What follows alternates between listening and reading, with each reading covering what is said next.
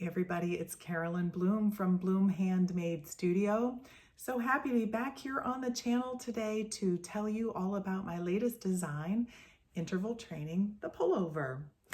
I'm so happy with how this pattern turned out and to be recording this episode today to tell you all about the pullover itself, the knitted color work, and then the subsequent embroidery, and how those two things really helped fuel the naming of the pattern, which is admittedly a bit off the beaten path. But when I tell you about why I picked the name and how it's based on the details of the sweater, I think it'll make a little more sense.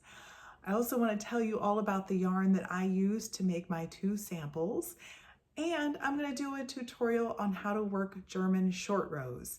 That's a technique that I use to add just a bit more fabric here in the back of the sweater that allows the sweater to lie really nicely on the frame, but also gives just a bit more coverage and therefore more warmth when the sweater is actually being worn. If you're here just for the German short row tutorial, no worries. You can go on into the notes of the episode and find the timestamp and go ahead and go right to that. But assuming you're here for the whole shebang, let me tell you a little bit about the shape of the pullover to get started. This is a short, it's a cropped sweater, rather boxy, meant to be worn with anything from 8 to 12 inches of positive ease. The smallest size is a 40-inch bust, and the largest finished size is 72 inches. So let's say hypothetically you have a 32-inch bust, you would want to pick the smallest size, which is a 40-inch that affords you 8 inches of positive ease. As a point of reference, I have a 38-inch bust, and I made a size 3 in the pattern, which is a 48-inch knitted circumference. And I'm so pleased with how the sweater fits and looks, but most importantly, how comfortable it is when I'm wearing it. This has become my go-to sweater for not only kicking around the apartment, but also going out at night. I really love the sophisticated look of it, but also the fact that it is secretly as comfortable as a sweatshirt. So I love positive ease in my knits, and this sweater is no exception. Some of the other information about it is that the sweater is worked from the top down, meaning that you'll start here at the neckline and then work your way through the yoke, this part, and then through the body of the sweater, and then through the sleeves. I love a really nice top-down sweater because you can try it on and make sure that you're happy with how it fits before you've committed to the whole thing.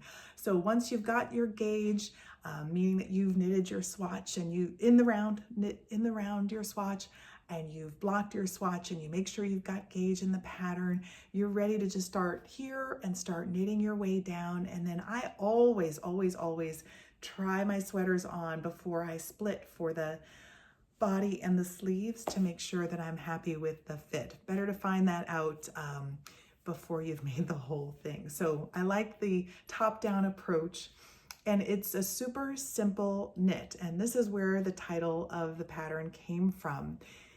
The underlying knitting, in fact, I've got a little place to show you here on this sample. The color work, the knitted color work in the sweater is a super simple 1-by-1 color work, meaning you knit one stitch with your main color and one stitch with your contrast color, one stitch with your main color, one stitch contrast, back and forth in intervals as defined by the pattern. I've charted out in the pattern all of the color work that you'll do, and I've also written out the instructions for this super simple 1-by-1 interval of knitted color work. Then, believe it or not, that color work becomes the signposts for the subsequent embroidery that you'll do when you finish knitting the sweater. Although I do have one adorable tester for the pattern who was so excited to do the embroidery that as soon as she finished the yoke and gave her sample a spritz and a steam, she did the embroidery, and oh, it just turned out so beautifully. So I like to finish all my knitting. It's kind of like doing your chores before you get to the super fun stuff. Although then again, I kind of love the knitting part too. But I usually finish the knitting and then do the embroidery. So one by one is the knitted colorwork interval, and then those posts, those knitted colorwork posts become your guidelines, your signposts for how to do the embroidery. So there's zero guesswork. No, where am I now? What am I doing next? None of those existential questions. Better to save those for meditation. When it comes to your knitting and then your embroidery, no worries with this pattern. I chart out in the pattern for you exactly how to take a cuff like this and turn it into a cuff like that. Let me hold those up side by side. So you can really see here the potential for doing the embroidery once the knitting is finished. And as I said in the pattern, I've got all of that both charted and written out for you, both the color work and the embroidery. So no matter how you like to process your instructions, either visually through chart or through reading, it's there for you. But you'll find you'll pick up both of these things, the knitted color work and the embroidery, super quickly. And then you'll start to feel empowered, hopefully, to do whatever you like within the gaps of the knitted color work. So let me just show you here on this one sample. This is the yolk of my cream sample. And I really liked the idea of just doing a tiny bit of the embroidery. So there are 4 gaps here between the color work. And I did the embroidery just in the second to last one. I'm not entirely sure that I've committed to that being the final state. I might go in and do a bit more. I'll probably do a bit more. I can't help myself. But for now, I just kind of liked the subtle nod to a more smocked look, if you will. Then here on the sleeve, I did all of it. All of the little gaps there between the color work, I went through and did the embroidery. So the pink and white sample as it stands right now, I'll wave to you. Nothing's here.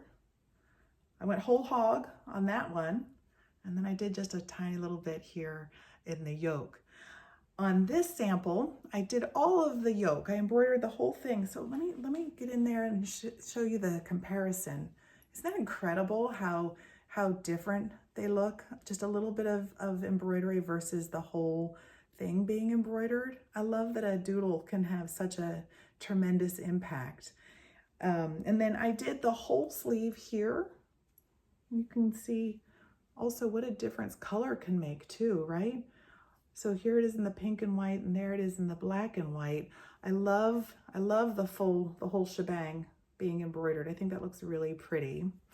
And then just to show you all the potential, the embroidery potential, you see here on the sleeves, on the cuffs, this one's just, it's like this band right here has the entire motif filled in, and then these go different directions. So you can see there's probably a bazillion different permutations that you could do when you get down to embroidering your own sweater.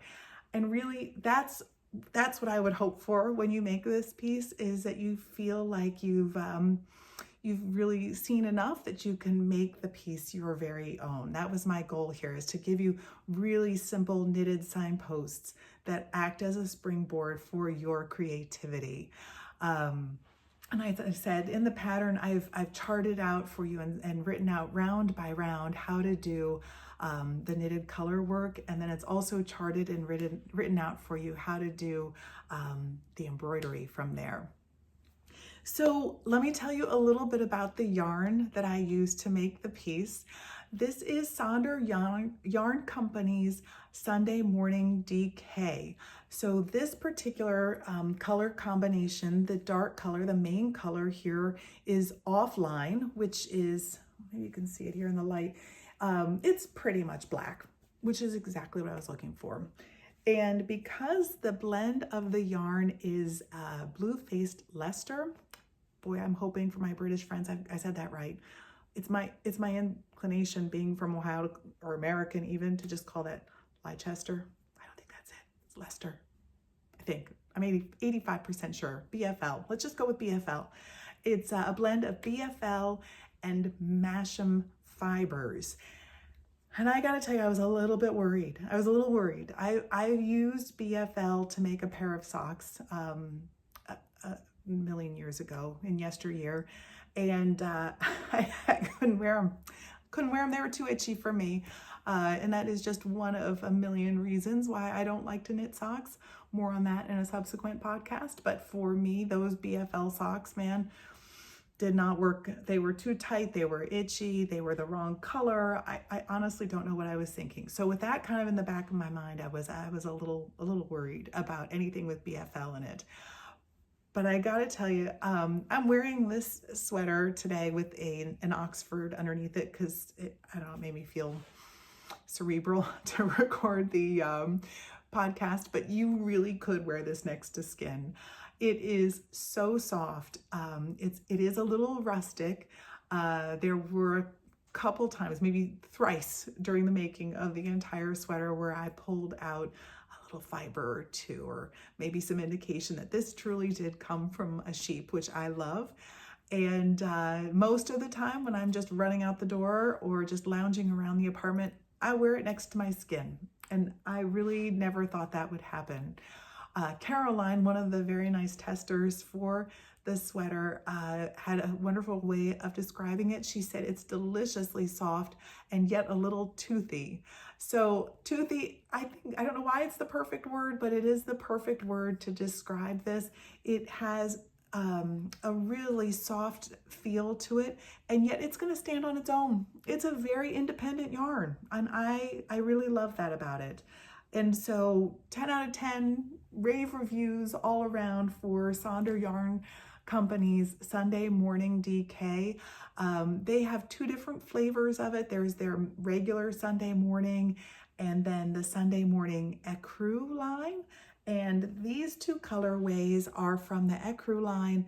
This is Cloud 9. My main color here is called Cloud 9. And then that delightful hot pink is called Rom-Com, which is just perfect for it. So Rom-Com and Cloud 9 for this sample. And I think I said this already, it's offline for my main color here, which is from the regular Sunday morning. And then the accent color here is called Flat White. Perfectly named, of course. Flat White, which is in the Ecru. So if you go onto the Sonder Yarn Company's website, and I'll put a link here in the show notes for you. If you hop over to their website, you can find the Sunday morning options under the DK weight on their main menu.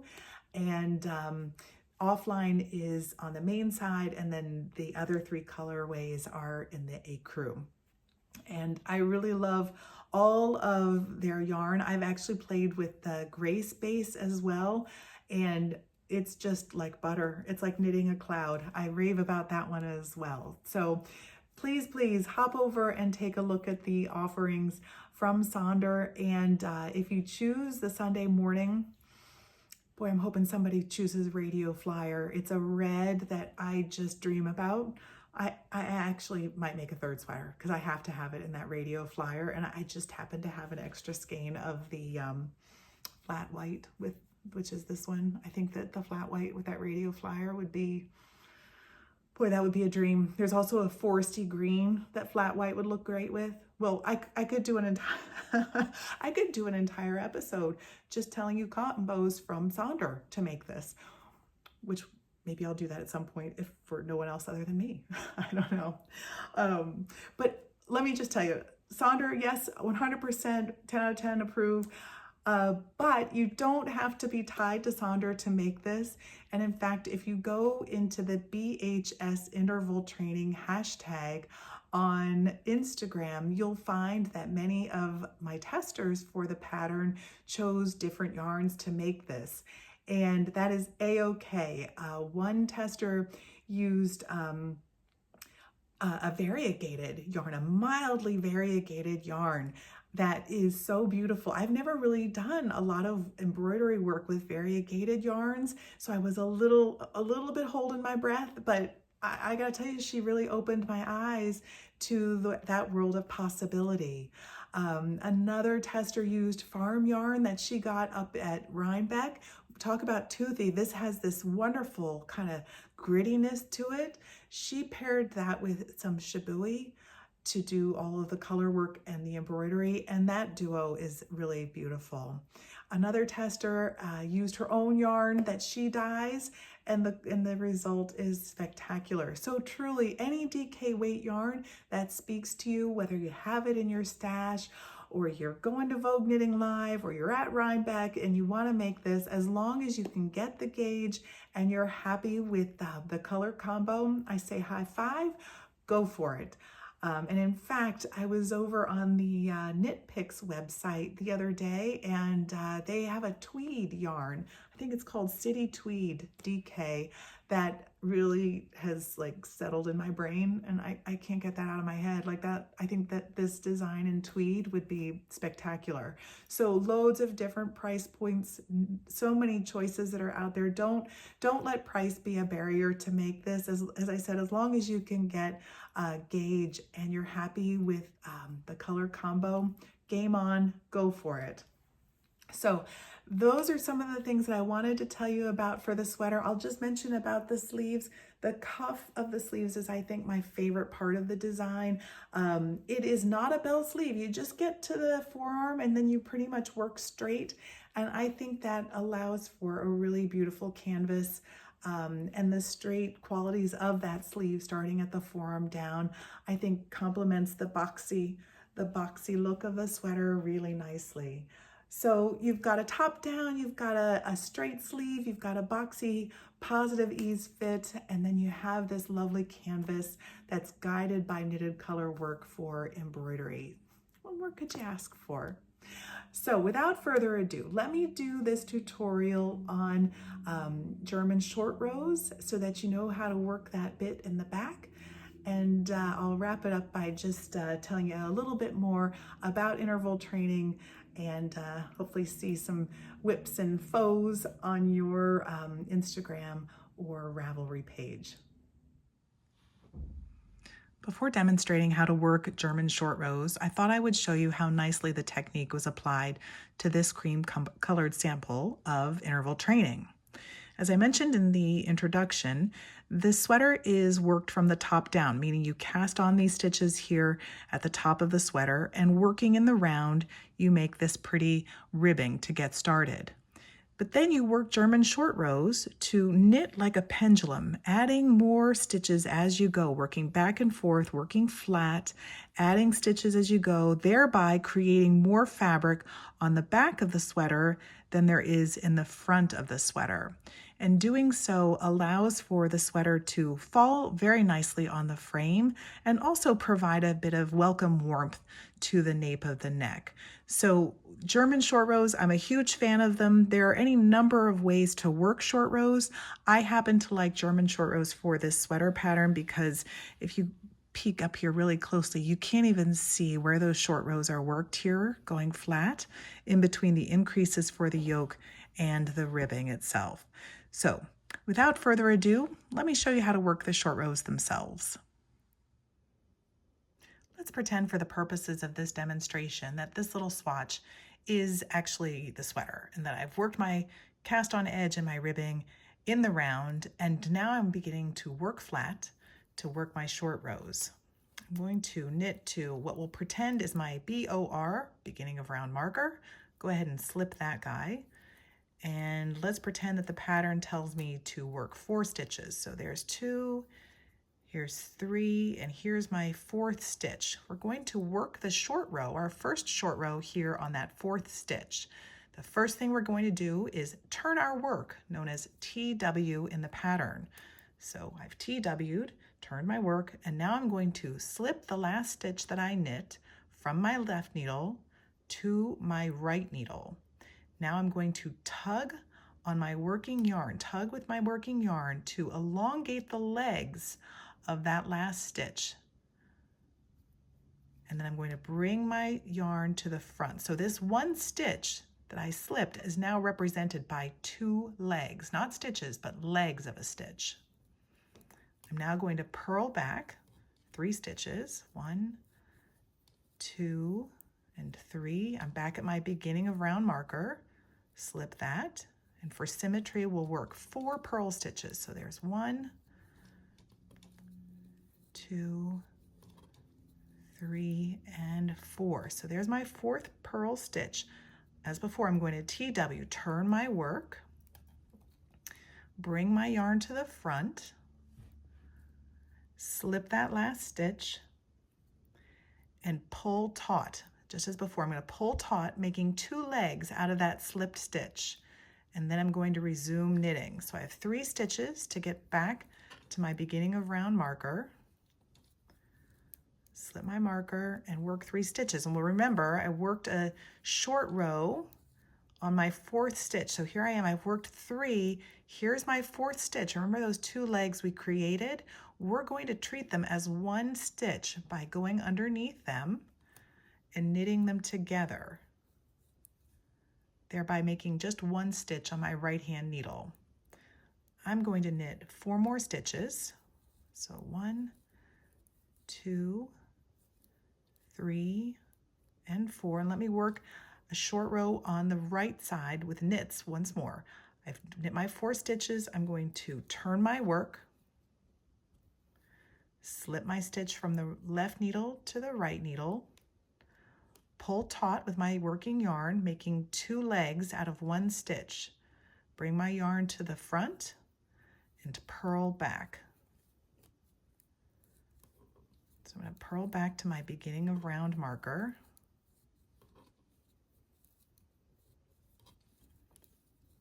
And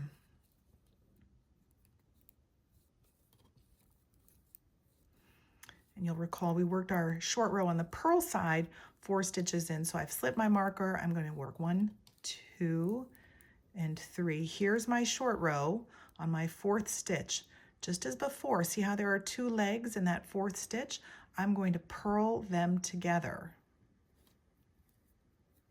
thereby making 1 stitch on my right needle from the 2 legs that were on my left needle. I'll go ahead and purl 4 more stitches. And let's work that short row on a purl stitch once more. So there's 3, here's 4. Go ahead and turn our work. Bring my yarn to the front, slip my stitch, pull my yarn taut. So it's a simple pull taut over the top of the needle and resume knitting once more. So here we go, we're going to knit back over to our beginning of round marker.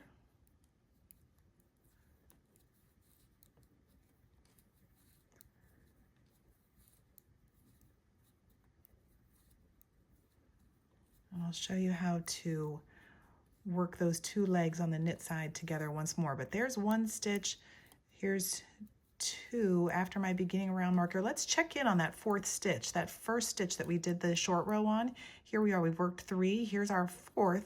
Let's go ahead and work it and take a quick pause to look at our work. You really can't even tell that there was anything done there beyond regular stockinette knitting, which is quite the thrill. So we'll carry on. There's 1, 2, 3. Here we are at our 4th stitch. Let's go ahead and turn those 2 legs on my left needle. That's where I work my short row. Let's go ahead and turn those back into 1 stitch on my right, knitting those legs together. And there we have our finished short row on that side. Now I'll go ahead and just finish this row, and let's take a look at the whole thing. You can tell even in my little swatch here, let me pull this all the way through. You can tell even on my little swatch that there's starting to be a bit of curvature in the knitted fabric itself. And that's how those short rows are so handy. You can just sneak in some extra length in your stockinette without having to go all the way around and adding fabric everywhere. You're just adding fabric in certain places. I'll also mention that when you work your last short row, you'll get to your beginning of round marker, you'll work all the way around on the knit side.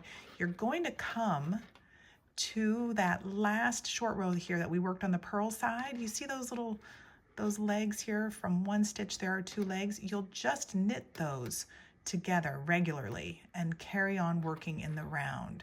So back and forth working flat as per the pattern instructions. When you've worked that last short row on the purl side, you'll resume working in the round and close that up when you get to it as you come around. So that is the German short row. Okay, I hope that was helpful.